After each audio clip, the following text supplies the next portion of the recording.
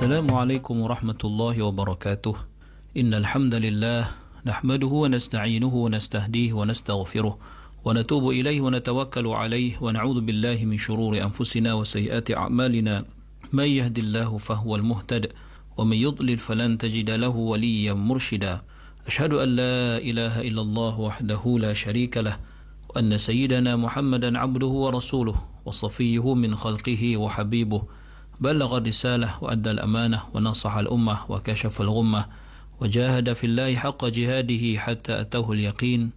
اللهم صل على سيدنا محمد وعلى آله وصحبه وبارك وسلم. أما بعد.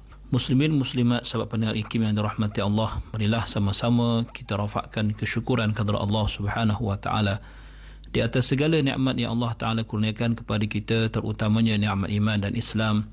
Dan marilah sama-sama kita bersyukur dengan mentaati segala perintah Allah, melaksanakan segala suruhannya dan menjauhi segala larangannya. Mudah-mudahan Allah Subhanahu wa taala sentiasa memberikan taufik dan hidayah kepada kita, menerima segala amal ibadah kita, mengampunkan segala dosa, kesalahan dan kesilapan kita, dan mudah-mudahan Allah golongkan kita dalam kalangan hamba-hambanya yang bersyukur. Muslimin muslimat yang dirahmati Allah, kita berada pada ayat yang ke-117 daripada surah Al-A'raf. Allah berfirman, A'udzu billahi minasy syaithanir rajim. Wa auhayna ila Musa an alqi 'asak fa idza hiya talqafu ma yafikun. Yang bermaksud, dan kami wahyukan kepada Nabi Musa, campakkanlah tongkatmu, maka tiba-tiba tongkat itu menelan apa yang mereka pura-pura adakan dengan sihir mereka. Muslimin muslimat yang dirahmati Allah, setelah Al-Quran menjelaskan kepada kita bagaimana sihir yang hebat itu telah menyebabkan manusia yang berada di sekelilingnya, termasuk Nabi Musa AS, terperanjat dan merasa sihir itu menggerunkan, maka tibalah saat dan ketikanya Allah menghapuskan rasa hebat itu dalam sekelip mata apabila Allah Subhanahu wa taala memerintahkan Nabi Musa alaihi salam mencampakkan tongkatnya yang nanti akan menjadi suatu mukjizat, perkara yang luar biasa yang akan berlaku di hadapan mata Fir'aun, di hadapan mata pembesar-pembesarnya, tukang-tukang sihirnya dan orang lain. Lalu Allah berfirman, wa auhayna ila Musa an alqi 'asak fa idza hiya talqafu ma yafikun. Perkataan talqafu itu membawa maksud sesuatu yang ditelan ataupun didapati secara cepat atau secara segera. Dan kalimah yafikun pula merujuk kepada al-ifk, iaitu al-kadhib, bermaksud pendustaan.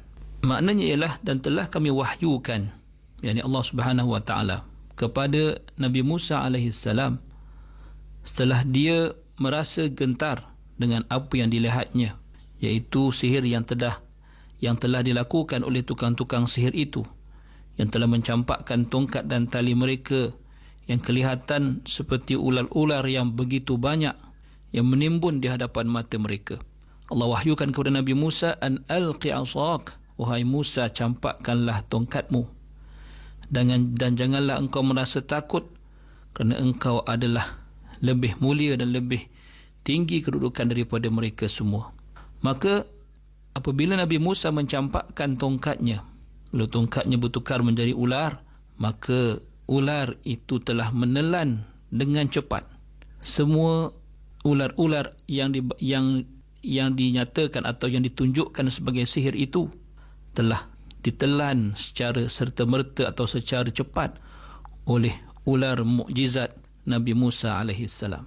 Seterusnya Allah berfirman lagi dalam ayat yang ke-118, A'udzu billahi minasyaitonir rajim, fawaqa'al haqqu wa batala ma kanu ya'malun. Yang bermaksud, maka sabitlah kebenaran mukjizat Nabi Musa alaihi salam dan batallah sihir yang mereka telah lakukan.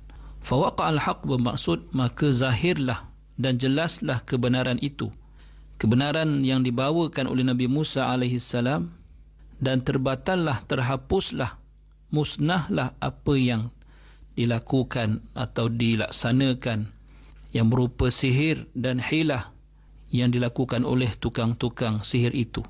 Maka setelah itu kekalahan, maka dengan perkara tersebut, mana dengan ditelan ular tukang sihir oleh ular Nabi Musa itu, maka kalahlah atau tertewaslah Fir'aun dan pembesar-pembesarnya dan tukang-tukang sihirnya pada ketika itu.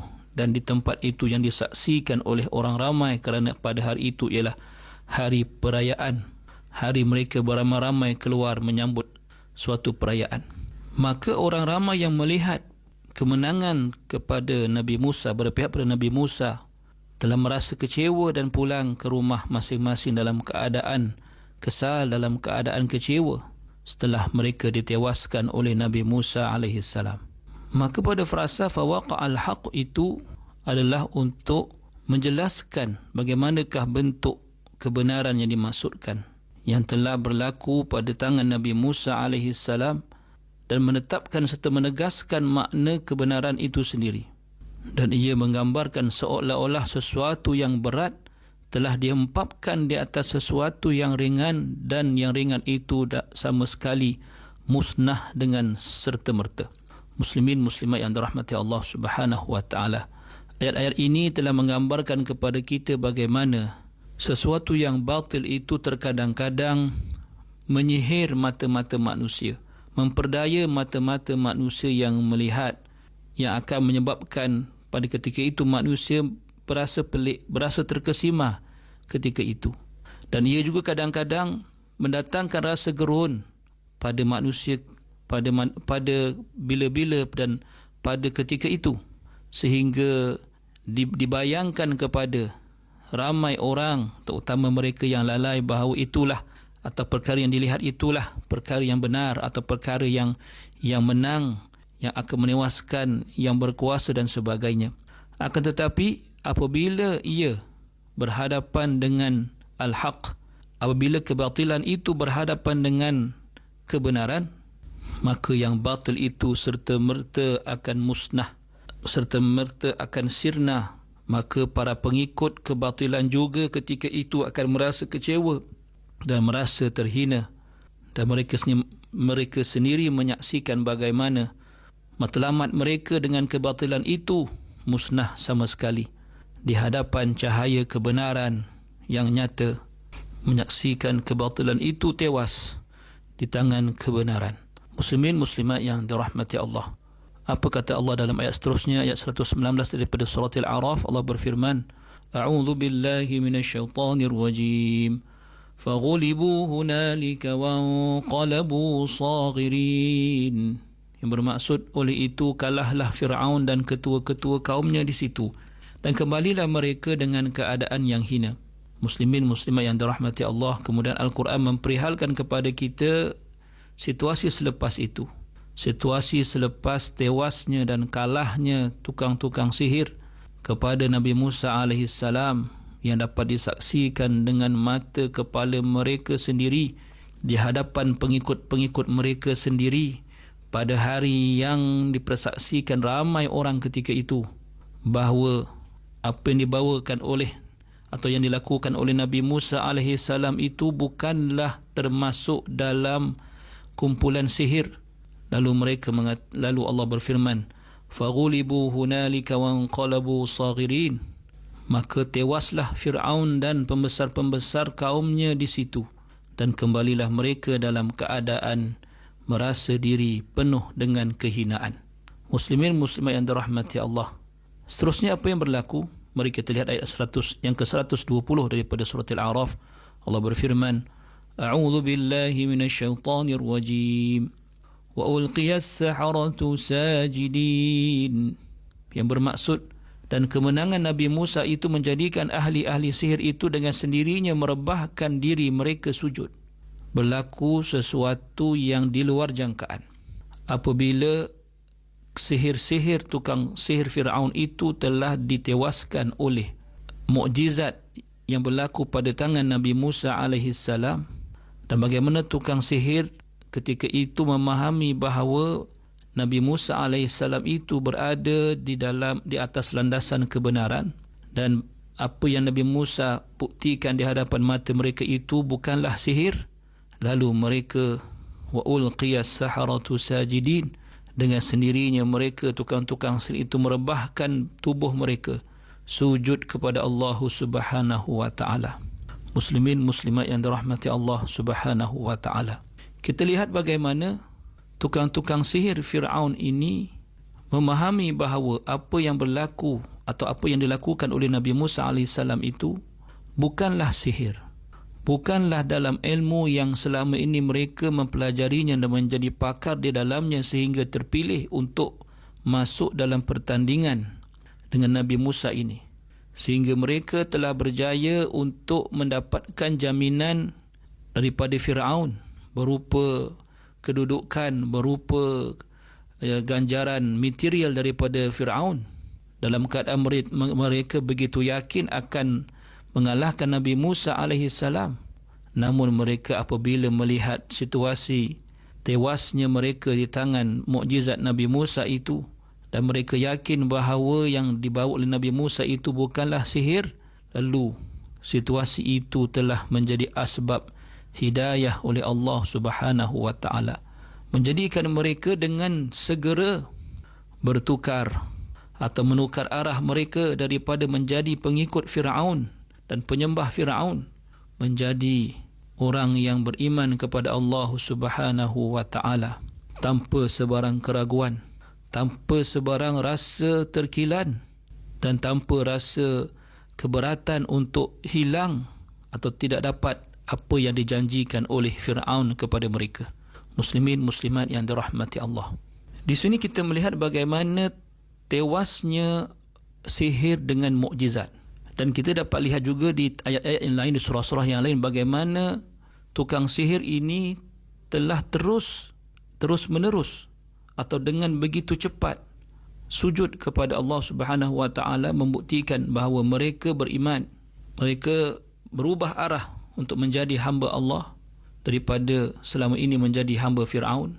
Mereka serta-merta berubah, dan tidak ada seorang pun dalam kalangan mereka yang mengatakan bahawa apa yang dibawakan oleh Nabi Musa itu adalah sihir.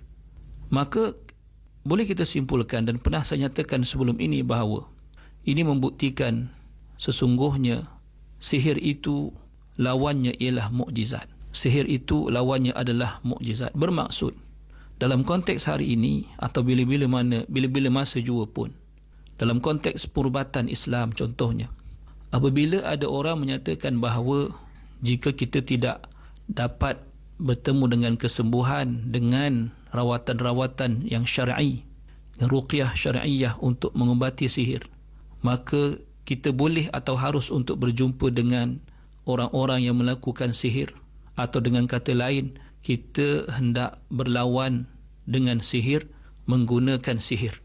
Maka ini suatu tanggapan yang salah, dan buktinya ialah apa yang kita dapat lihat di dalam ayat ini atau ayat-ayat yang seumpama yang menceritakan tentang bagaimana sihir itu tewas dengan mukjizat. Maka dalam konteks hari ini, mukjizat yang ada pada kita ialah Al-Quranul Karim. Maka sudah pasti tidak ada suatu yang layak untuk berhadapan dengan sihir melainkan mukjizat, yakni Al-Quranul Karim.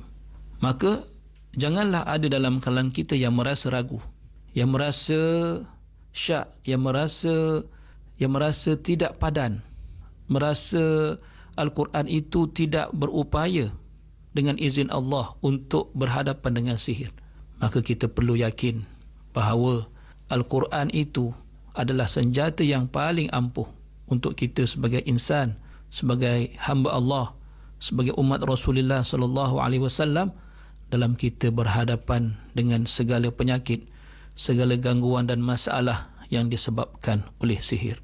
Aqulu qawli hadha wa astaghfirullahal azim li wa lakum. Wassalamu alaikum warahmatullahi wabarakatuh.